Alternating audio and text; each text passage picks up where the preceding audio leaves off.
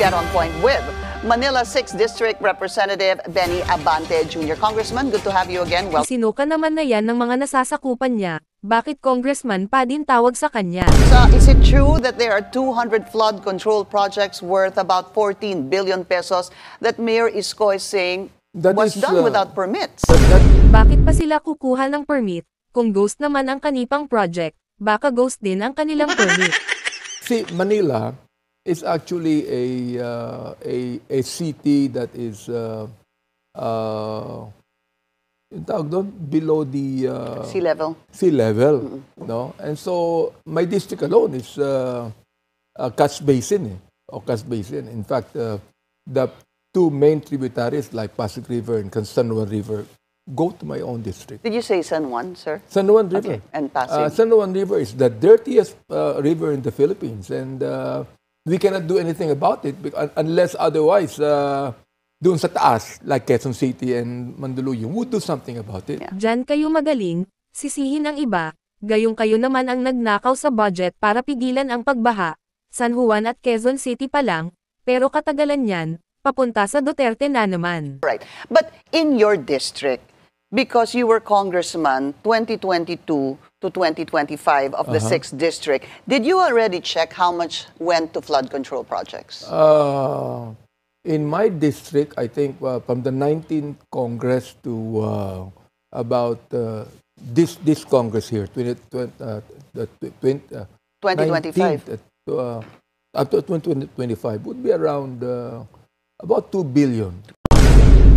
Unlucky pala, tapos tinurakot nyo lang, kaya lubog sa bahay yung mga tao dyan sa distrito mo. That's the reason why we were able to address the flooding in my district.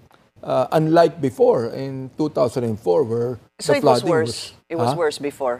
Oh, Mas it was worse. Yeah, like the Ondoy, Tarantado ka pala, yung Ondoy, Delobio yun, ngayon ang buwan palang bumabaha na.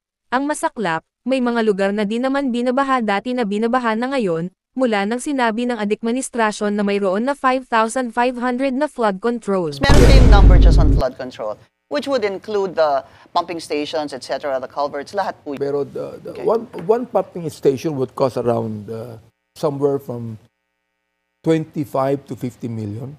One pumping station. Kasi talagang mahal because the equipment come from abroad. Ito ba yung ilan sa mga cash pumping stations na galing pa ng abroad? In the 6th district, have you gone around, have you checked, Congressman, to see if you have number one, ghost or substandard flood control projects? I would go around. In fact, I have my own engineer. Wow! Sana all paldo, magkano naman ang bigay ng engineer mo sa'yo? Nakasulat sa Biblia mo ang ikapo, pero mukhang na-edit yata yung hawak mo, baka nakalagay doon na ibulsa mo lahat. During your time, walang substandard at walang ghost, tila walang magiging problema si contractor doon po sa 6th district. Wala. In fact, I check on my contractor. Doble-doble ang kita, kanya ang contractor, kanya ang engineer, tapos ang project, mga luxury na sasakyan.